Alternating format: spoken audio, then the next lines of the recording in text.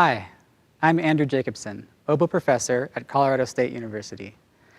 Today I'm going to discuss some of the ways to prepare the audition material for this year's Colorado All-State Band and Orchestra audition. In this video, we will be covering page 41 in the Voxman Selected Studies for Oboe. The etude is marked Largo Lagrimoso and is in C# minor. Originally, this etude was written in C minor and can be found in the Fairling 48 Studies for Oboe. If you continue playing the oboe for very long, you will certainly be seeing this book, if you haven't come across it already. About the tempo marking. The tempo is largo and is very slow, and lagrimoso means tearful or grievingly in Italian.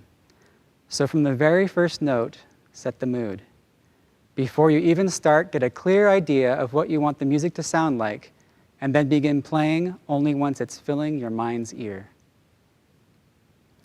In this etude, a major issue to consider is pulse. It's easy with all of the varied rhythms, long notes, and ornamentation to lose track of a steady pulse. To help keep your rhythm honest, practice with a metronome set on eighth notes, and be careful to line up with it on every beat. For longer notes, it's important that you subdivide. And by subdivide, I mean have constant subdivisions of the beat going on in your head while you play. In this case, you have subdivide in eighth notes. For instance, in the first measure, we have a dotted quarter note, which equals 3/8 notes. So we would be thinking in our head, da da da dee da da da. To really get these eighth notes in your head, you can practice by, in the long notes, actually tonguing the subdivision. So here, you would play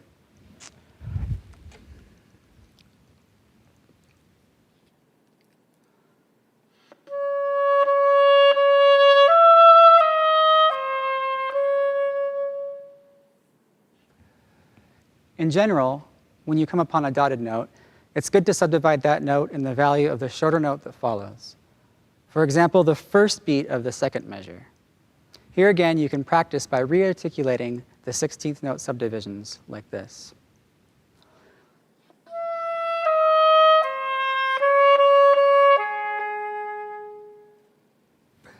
So the whole first phrase would sound like this.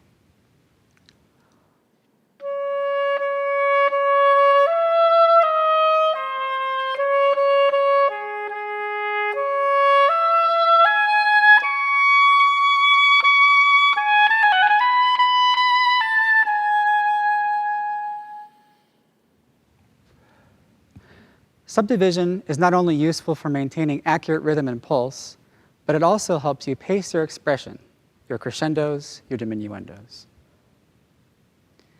Another rhythmic issue to take note of in this etude is ornamentation. In this etude, it's rather complex, and great care must be taken to ensure your pulse remains constant when things get complicated. Try it with a metronome and make sure that you are lining up perfectly. If you have trouble in a particular ornamented passage, isolate that section and play it a few times with the metronome until it becomes comfortable and you're lining up. The first possible problem spot is the third measure. Two issues. Make sure you get to the G# eighth note on time, and from there make sure that you land on the B right on the third beat. Don't forget to subdivide that first C# so that you get to the G# on time. In the seventh measure, we have more ornamentation. Here, the 32nd notes aren't that fast, so don't rush. Make sure you line up with the metronome on the big beats. However, you have some freedom between the big beats, so don't feel the need to be metronomic. The next tricky ornamented spot is in measure 9.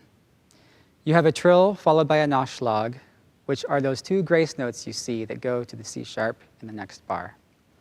When you trill, use the side C# trill key and continue the trill all the way up until the end of the trill.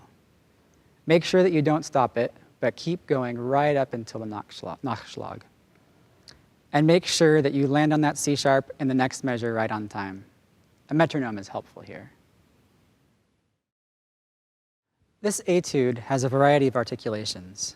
You have anything from very legato in the first measure, where you just want things to be as smooth as possible, to detached in measure 8. Now in measure 8, those eighth note G# have staccatos over them. These staccatos don't necessarily mean short, but we want space between them, like this.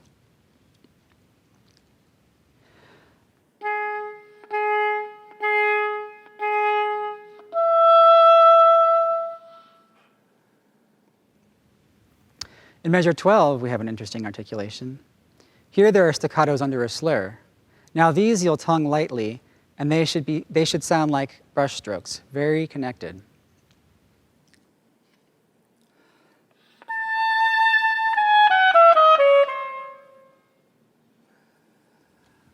In measure 13, there is a staccato on the first 16th note of each beat.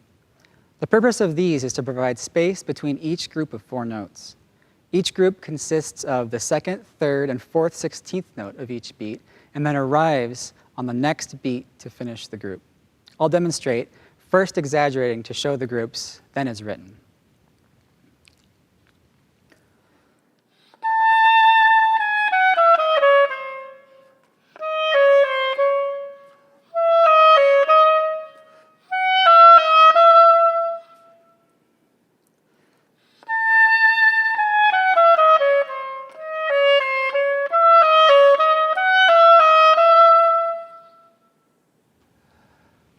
In general, throughout the etude, each of the isolated staccato notes should be detached but not short.